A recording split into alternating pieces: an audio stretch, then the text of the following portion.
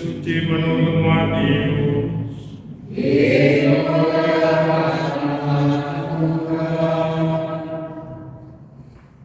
Sekali peristiwa Yesus dibawa oleh Roh ke padang gurun supaya dicobai iblis. Setelah berpuasa 40 hari dan 40 malam, akhirnya laparlah Yesus. Lalu datanglah si pencoba itu dan berkata kepadanya, "Jika engkau anak Allah, perintahkanlah supaya batu-batu ini menjadi roti." Tetapi Yesus menjawab, "Ada tertulis, manusia hidup bukan dari roti saja, tetapi dari setiap firman yang keluar dari mulut Allah." Kemudian iblis membawa Yesus ke kota suci dan menempatkan dia di hubungan bait Allah. Lalu iblis berkata kepadanya, "Jika engkau anak Allah, jatuhkanlah dirimu ke bawah, sebab ada tertulis, mengenai engkau ia akan memerintahkan malaikat-malaikatnya, dan mereka akan menatang engkau di atas tangannya, supaya kakimu jangan terantuk pada batu." Yesus berkata kepadanya, "Ada pula tertulis, janganlah engkau mencobai Tuhan Allahmu." Lalu iblis membawa Yesus ke atas gunung yang sangat tinggi dan memperlihatkan kepadanya semua kerajaan dunia dengan kemegahannya. Iblis berkata kepadanya, "Semua itu akan kuberikan kepadamu jika engkau sujud menyembah Aku."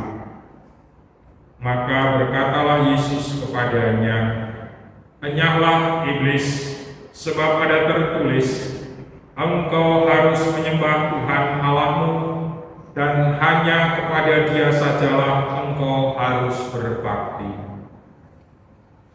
Lalu iblis meninggalkan Yesus, dan lihatlah, malaikat-malaikat datang melayan Dia. Demikianlah sabda Tuhan. Terpujilah Kristus.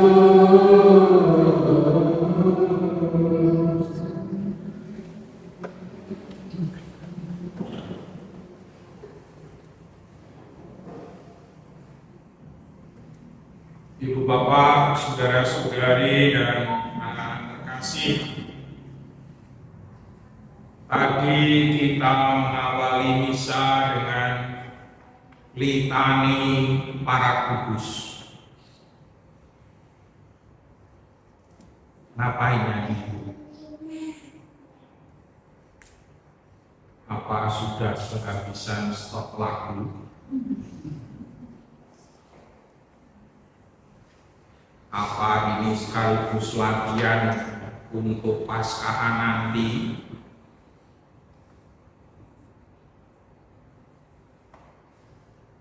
Atau mau menampilkan penyanyi baru?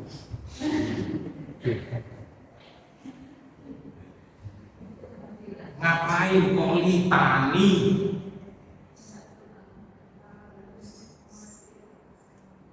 Minta doa para kudus memasuki masa Prapaskah, Pemale.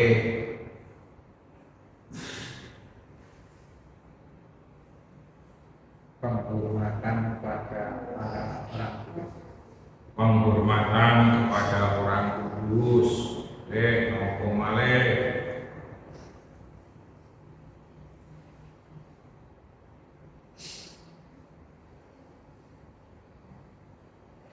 Kok udah gampang ya, usah latihan sering krungu.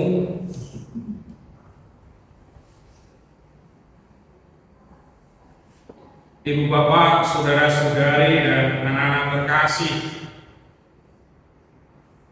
kalau kita memperhatikan hidup kita sehari-hari, hidup kita ini adalah suatu perjuangan, suatu pergulatan atau bisa juga disebut suatu peperangan. Baik peperangan dalam rumah tangga, perang-perang bojomu, sok minimal sedino ping 3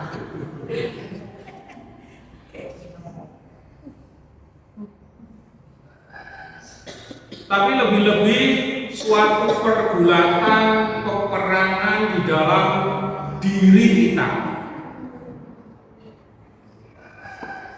Tadi pagi siapa yang sudah waktunya bangun begah angin? Ayo. Jin adem. 5 menit tas. Nek masak beker dipateni bekere. Digugah seto itu dino minggu saya jam 11.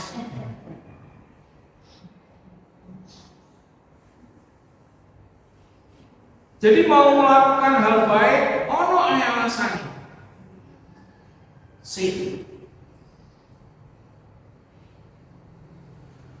Demikian juga di dalam hidup yang lain. Banyak pengalaman. Kalau diutus bapak atau ibu leren mulai bulanan HP misalnya, apa ya langsung siap laksanakan. Ono kayak alasan maklum seto. Jadi selalu ada pertentangan, pergulatan, peperangan di dalam hidup kita, mulai pagi sampai nanti mau tidur. Apalagi kalau untuk hal-hal baik. Pak, ayo sembahyang Angelus, saya kudu terung teh. Ada saja. Ibu bapak, saudara-saudari dan anak-anak terkasih, inilah situasi hidup kita sehari-hari. Ada pergulatan, perjuangan, peperangan antara melakukan hal baik atau menundanya atau sama sekali tidak melakukan. Dan ini sungguh nyata terjadi. Dan itulah yang terjadi juga dengan manusia pertama. Tadi dikatakan dalam bacaan pertama, jelas sudah dikatakan dan sudah tahu semua pohon di taman ini boleh kamu makan, tapi yang ini jangan. Sudah tahu, tapi Yorono di ujung-ujungnya kowe dihapus. Nek kowe mak dua iku kowe dadi kaya Gusti Allah. Jadi sudah punya pengetahuan yang benar, tapi yo dienggone karo iblis. Kata iblis, setan itu dalam bahasa artinya diabolikum, itu artinya memang membelok, menyelewengkan, supaya manusia menjadi bingung, kehilangan apa yang benar. Dan itulah yang terjadi. Tidak apa-apa, nanti kamu akan menjadi seperti Allah. Jadi ada iming-iming yang bagus, yang baik. Sehingga Hawa pun mengambil buah pohon itu dan memakannya. Dalam hidup kita sehari-hari, anak-anak bisa nalika ajar ngerokok, paling kocok ya sak sedotan itu, gak apa-apa gak. Nah, kalau lu bapak ibumu udah ngomong apa yang duit ini, orang-orang yang ngerti. Ada saja cara untuk membelokkan. Sak terbukan aes. Ono aes. Apa yang mutil mau rongeng gue.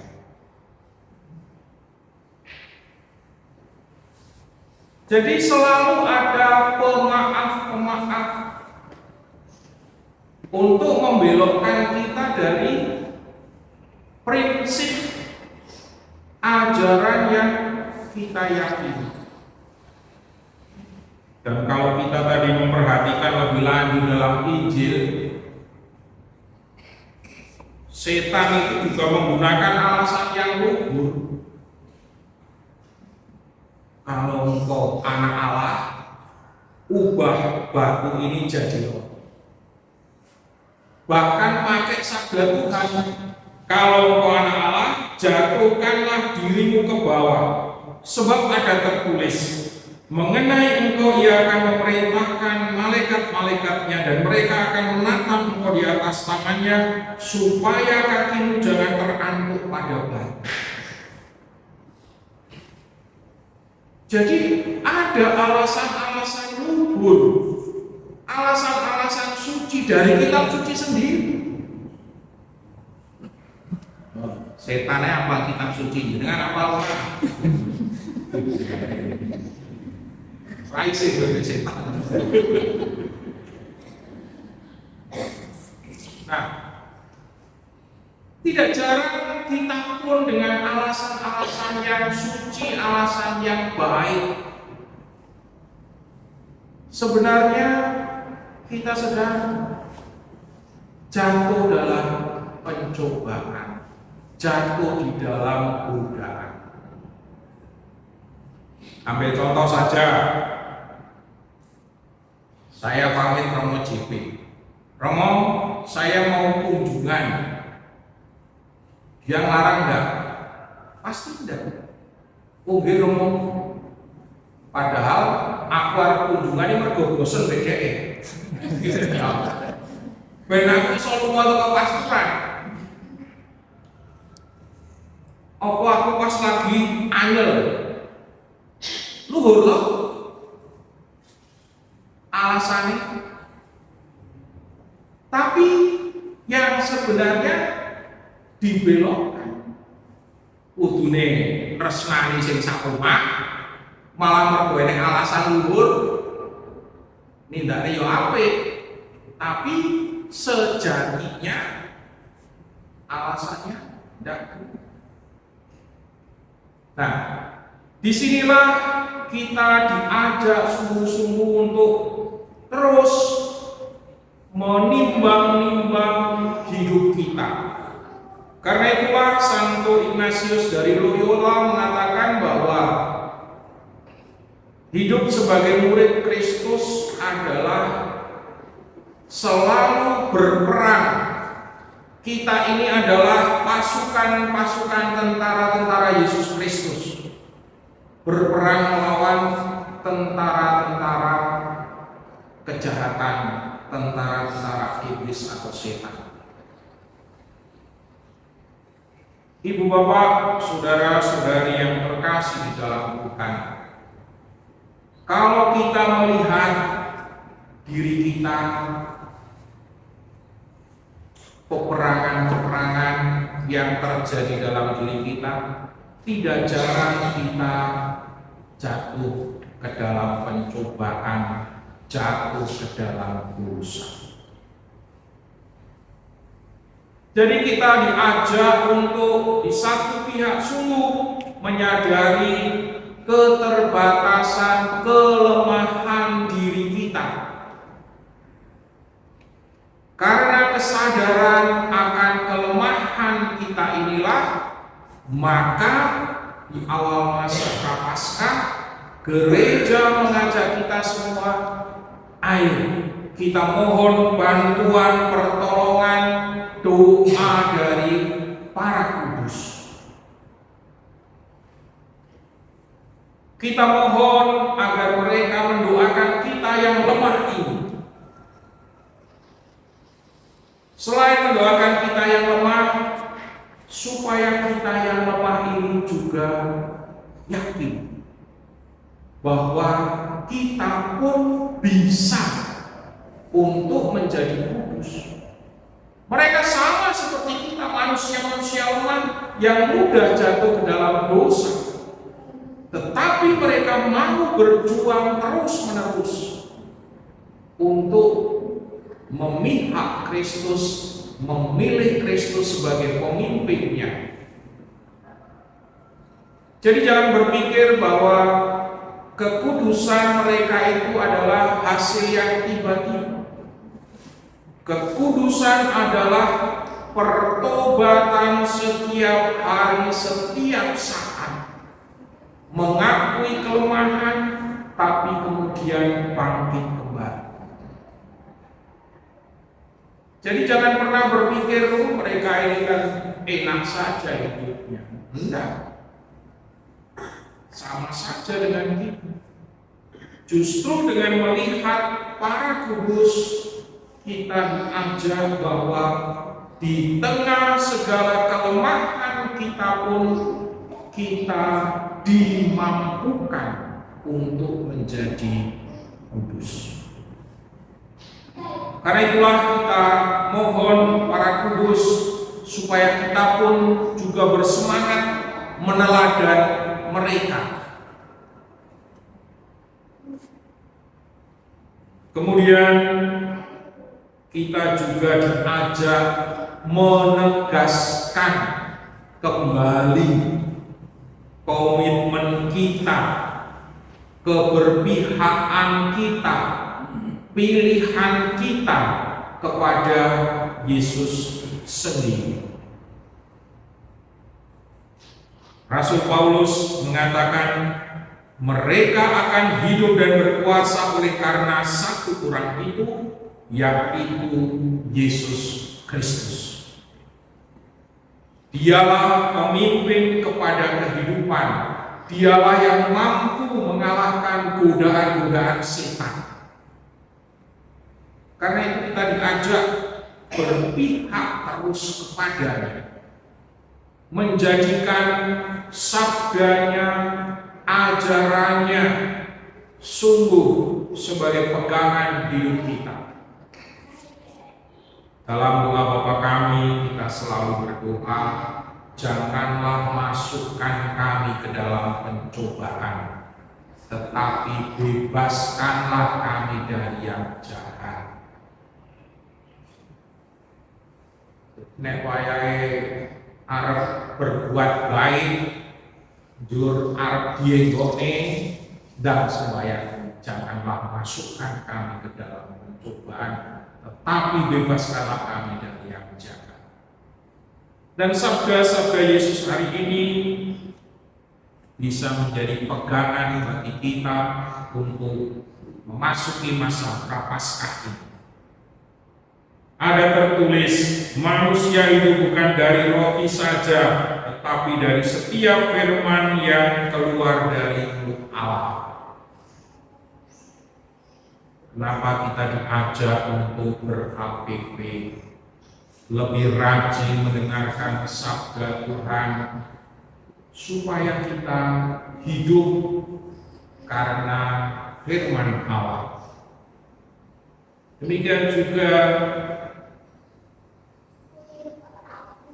dikatakan, engkau harus menyembah Tuhan Allahmu, dan hanya kepada Dia sajalah engkau harus berbakti. Karena itu, ibu bapak, saudara-saudari, dan anak-anak terkasih, Mari di awal masa Prapaskah ini kita sungguh-sungguh menyadari, mengakui keterbatasan kita. Karena itulah kita mohon bantuan dari para kudus di surga, doa-doa mereka, teladan mereka agar menjadi inspirasi bagi perjuangan kita. Lebih-lebih kita tegaskan kembali bahwa kita mau mengikuti Yesus, mendengarkan sabdanya dan melaksanakan kehendaknya. Amin.